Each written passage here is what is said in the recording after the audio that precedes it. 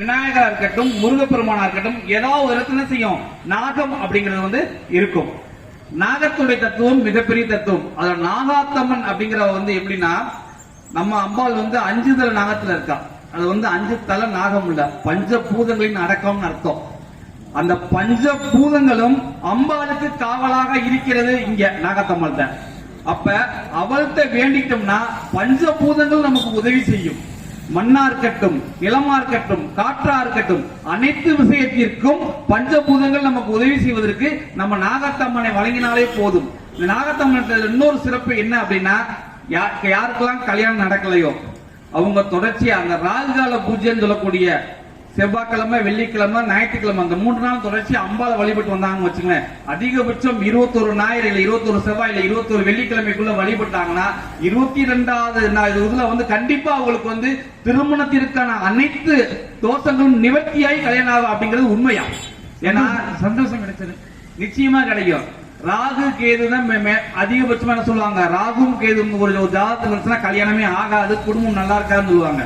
அந்த ராகும் கேதுவுமே அம்பாளுக்கு பாதத்துல இருக்காங்க. அதனால இவளை வணங்கில அனைத்து விதமான செல்வம் கிடைக்கும் அப்படின்னு சொல்லிட்டு பட்டிமன்றத்துக்குள்ள உள்ளக்குள்ள போவோமியா. அருமையான தலைப்பு கொடுத்திருக்காங்க, நல்ல தலைப்பு. ஆனா எல்லாமே தெரிஞ்சிட்டு ஒரு பெரிய மனுஷன் அறிவல் ஐயா ஆன்மீகத்தில் இருக்கவர் வந்து பக்தியும் பண்பாடும் வளர்கிறதுன்னு சொல்லி பொய் சொல்றதுல உட்கார்ந்துருக்காரு. அதுக்கு மேல அன்பு சகோதரி முத்துக்கண்ணு அவங்களும் வேற வழி இல்லாம கொடுத்து டாபிக்காக பேச வந்திருக்காங்க. ஆனா எங்களது ஆசிரியை உண்மையை சொல்லி நன்மையை செஞ்சுட்டு உட்கார்ந்துருக்காங்க. இதெல்லாம் தெரிஞ்சுட்டு நீங்க நல்ல தீர்ப்பு நீங்க வணங்குவிய அப்படிங்கிற நடுங்க முறையில நம்பி நாகத்தாட்ட ஒரு வேண்டுதலை வச்சு அத்தா பாத்துக்க ஐயா இருக்கார் அப்படின்னு சொல்லிட்டு போவோம்யா. ஐயா இந்த விளக்கு பூஜைன்னு வைப்பாங்க. எல்லா கோயிலையும் இருக்கிறது விளக்கு பூஜை. விளக்கு பூஜைக்கு போனீங்கன்னா பாத்தீங்கன்னா ஒரு ஏரியா மட்டும் கிளம்பி போகும்போது ஒரே மாதிரி யூனிஃபார்ம் இருக்கும், மகளிர் குழு மாதிரி. ஆமா, அப்படிதான் சகோதரி முத்துக்கண்ண வந்து விளக்கு பூஜைக்கு போகும்போது விளக்கு பூஜையில போய் என்ன சொல்லணும், ஐயர் சொல்ற மந்திரத்தை சொல்லணும், அந்த பூஜை ஒழுங்கா நடக்கணும்ல. இப்படி போட்டுக்கிட்டு என்னடி இவங்க சின்ன தட்டு தான் கொடுத்துருக்காங்க, அந்த கோயில பெரிய தாம்பலம் கொடுத்தாங்களே, அவங்கள்ட்ட அவங்களும் 300 ரூபா தான் வாங்கினாங்க, இவங்களும் 300 ரூபா தான் வாங்கினாங்க அப்படின்னு சொல்லிட்டு அதுக்கப்புறம் இந்த கோயில கொஞ்சோண்டு தான் பூ கொடுத்தாங்க, அந்த கோயில நிறைய பூ கொடுத்தாங்க, அதுவும் மல்லிகை பூவா கொடுத்தாங்க, இவங்க கஞ்ச பிஸ்ராணி பைய கதங்கமா கொடுக்குறாங்க. அதுக்கப்புறம் விளக்கு பூஜைக்கு அங்க வேலை செய்யறாங்க. குற்றம் குறைகளை சொல்லி பூஜையில வந்து கூட்டம் நிறைய இருக்கிறது, ஆனா பக்தி இருக்கா? பக்தி இல்ல. இவங்க போட்டு போக மாட்டாங்க. ஏன்னா தனியா போனா ஆட்டோக்கு செலவு 200 ரூபா ஆகுமா, கூட 5 பேர் 6 பேர் சேர்ந்தா ஷேர் பண்ணி போயிட்டு ஷேர் ஆட்டோல போங்கிறதுக்காக அந்த எண்ணத்துலதான் மொத்தமா கூட்டமா போயிட்டு இருக்காங்க. பக்தி தளர்கிறது சொல்றீங்களா? ஆமாங்கய்யா, கூட்டம் கூடுவது முக்கியம் இல்லை, உண்மையான பக்தி எங்க இருக்கிறது என்பது முக்கியம். அது வந்து வளர்ச்சியா தளர்ச்சியாது? தளர்ச்சி தான், வளர்ச்சி கிடையவே கிடையாது. அப்படின்னா நீங்க தளர்கிறதுன்னு ஒத்துக்கிறீங்க? தளர்கிறதா ஒத்துக்கிறையா? பக்தி தளர்ந்து கூட இருக்கிறது. நான் தலைதான் பேசிக்கிட்டு இருக்கோம், வளர்கிறதா ஒரு டீம் பாருங்க. ஒரு நிமிஷத்தை ஐயாவே மாறிட்ட மறந்துட்டேன். இல்ல தளர்கிறதுக்கு தான் நீங்க பாயிண்ட் எடுத்து கொடுக்குறீங்க. ஆமாங்க, தளர்கிறதான் பேசுறேன். அடுத்து முன்னாடி எல்லாம் பாத்தீங்கன்னா இளம் பெண்கள் என்ன செய்வாங்க, தாவணி கட்டி வருவாங்க. அது ஒரு பண்பாடு, தமிழர் பண்பாடு இருந்துச்சு. இப்ப எந்த பொம்பளை பிள்ளையா தாவணி கட்டி நீங்க பாத்திருக்கீங்களா?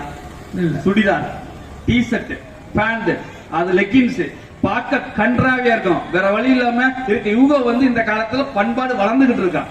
என்னமா பேசிக்கிட்டு இருக்கீங்க? போட்டா அதை இருக்கிறதுக்கு 2 பேர் வேணும். ஆமா, ஆட்டுல அந்த இது இருக்கிறாங்க இல்ல, தோலை உரிக்கிற மாதிரி. அவங்க முத்துக்கன்னு சொன்ன மாதிரி கூட்டம் கோவில் நிறைய வருது. எதற்காக வருது? பயம்.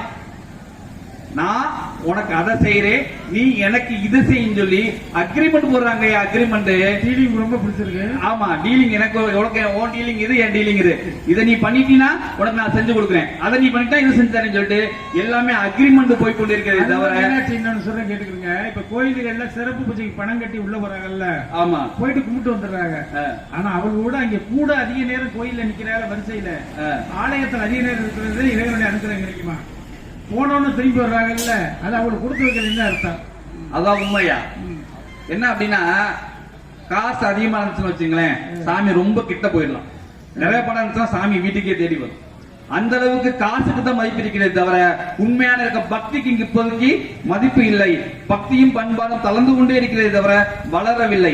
கோயில் அதிகமா கூட்டம் இருக்கிறதுனா பயத்தின் காரணமாக கூட்டமா இருக்கே தவிர, என் தாலிய நல்லா காப்பாத்திக்க, என் புருஷன் அப்படி இப்படி தெரியறாரு, அவரை சரி பண்ணி கொடு, அந்த அம்மா புருஷனை கண்டிக்கணும். ஆனா இங்க பண்ணது அம்பாள்கிட்ட போய் சொல்லுது. அது சொல்லுது, நீயாவது பரவாயில்ல, ஏன் புருஷ சிவபெருமான் நான் சொல்றதை கேட்கல, தலையில ஒண்ணு வச்சுக்கிட்டு இருக்கேன், தையில ஒண்ணு வச்சுக்கிட்டு இருக்கேன் அப்படின்னு சொல்லி அம்பாள் சொல்லிக்கிட்டு இருக்கு. வீட்டுல எல்லாம் வந்து அந்த காலத்துல பெண்கள் தான் வந்து வீட்டை தொடர்ச்சி இது பண்ணுவாங்க. ஆனா இப்ப வீட்டுக்கார ஒவ்வொருத்தருக்கும் வேலைக்காரம்மா வச்சுக்கிட்டு கட்டிக்கிட்டு இருக்கு. அன்னைக்கு வேலைக்காரம்மா வரல வீடே சரியில்லைன்னு அம்மாக்காரம்மா சொல்லுது. அதுக்காக வீட்டுக்காரர் சொல்றாரு, அது வரலன்னு எனக்கு மனசே சரியில்லை அப்படிங்கிறது. இப்படிதாயா என்ன செய்யறாங்க, மருமகள் மாமியார் 2 பேர் என்ன செஞ்சிருக்காங்க, சாமி கூட ஒன்னா போயிருக்காங்க. மருமகள் என்ன வேணும்னா, ஏன் புருஷன் நல்லா இருக்கணும், இந்த கிழவி என்னை விட்டு வெளியே போகணும், எப்ப இந்த சனி என்னை விட்டு போச்சோ அப்பதான் என் குடும்பம் நல்லா இருக்கும் அப்படின்னு சொல்லி மருமகள் வேணுது சிரிச்சுக்கிட்டு. ஆனா மாமியார் என்ன சொல்லுது, தெரியாதனமா இந்த சனியை நான் வீட்டுக்கு கூட்டு வந்து என் மகன் படுற பாடு கொஞ்ச நஞ்ச பாடுல, எப்படியாவது இப்படி வந்து என் மகனை காப்பாத்திக்க என் பேரனை காப்பாத்திக்கன்னு சொல்லிட்டு ஒரே குடும்பத்தில் சேர்ந்த 2 பெண்களும் இப்படி சாமி கும்பிட்டா அம்பாள் என்ன செய்யும் சொல்லுங்க. இன்னைக்கு நடந்த சம்பவம்ப்பா. ஒரு கோயிலுக்குள்ள போயிருக்காங்க. அந்த கோயில் உள்ள கிணறு இருக்கு. அந்த கிணத்துல எது வேணாலும் உடனே நடக்குமா. மருமகளும் மாமியாரும் போயிருக்காங்க.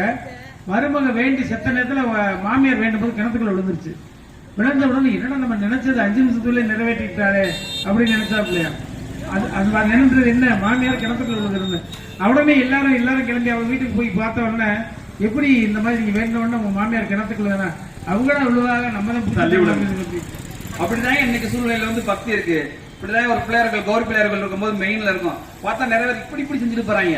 என்னடா அப்படின்னு பார்த்தா பிளெயின் கோஸ் கொடுக்குறாங்க, மனசை சாமி கும்பிடுறாங்க. இது பக்தியா? இப்படி பண்ணி ஒரு பிள்ளை ரெகுலரா வர ஆரம்பிச்சிச்சு, இவன் இப்படி பண்ணாங்க, அடுத்த வீட்டு பொண்டாட்டி. இப்படிதான் போய்கிட்டு இருக்கு.